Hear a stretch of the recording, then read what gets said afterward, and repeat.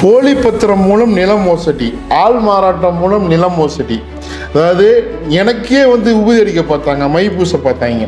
சமீபத்தில் நடந்த ஒரு நில மோசடியில் நான் சிக்கியிருப்பேன். இது நிறைய தொடர்ச்சியாக நடந்துட்டு இருக்குது. ஒரு பெரிய கேங்கே இதுக்குள்ளே இன்வால்வ் ஆகியிருக்காங்க. இதற்குன்னே பெரிய பெரிய எக்ஸ்பர்ட், அதாவது போலி பத்திரத்தை எப்படி மைன்யூட்டாக ரெடி பண்ணுறது, எங்கெங்கெல்லாம் சிக்கல் இல்லாமல் பண்ணுறது, அரசாங்க அதிகாரியே பெரிய பெரிய லாயரே கண்டுபிடிக்காத அளவுக்கு சிக்கல் இல்லாமல் போலி பத்திரம் ரெடி பண்ணுறது. அதாவது போலி பத்திரம் ரெடி பண்ணுறது அப்படிங்கிறது வெறும் டாக்குமெண்ட்டாக கிடையாதுங்க, ஹிஸ்டரியாக ரெடி பண்ணுறானுங்க. பக்காவாக 7 வருஷம் உட்காந்து இது நிதானமாக பிட்டு பிட்டாக இன்ச் பை இன்ச்சாக ஒரு 10 டாக்குமெண்ட்டை உருவாக்குறாங்க. இன்றைக்கி நினச்ச உடனே அவங்க உருவாக்கலை, சரிங்களா? அந்த டாக்குமெண்ட்டை இன்ச்சாக ரொம்ப பொறுமையாக ரொம்ப கிளவராக உருவாக்குறாங்க.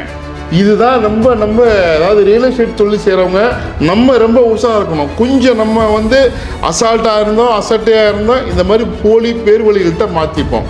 வாங்குறவங்க மாதிரி விற்கிற மாதிரி தான் இந்த நில மோசடி பேர் வழிகள் நம்மளை அணுகுவாங்க. ரொம்ப உஷாராக இருக்கணும். அதற்கு தான் இந்த வீடியோவில் பேசியிருக்கிறேன். பார்த்தீங்கன்னா ஓரளவுக்கு நீங்களும் நாலேஜ் கெயின் பண்ணிப்பீங்க. உஷாராக இருங்க. முழு வீடியோ பாருங்கள்.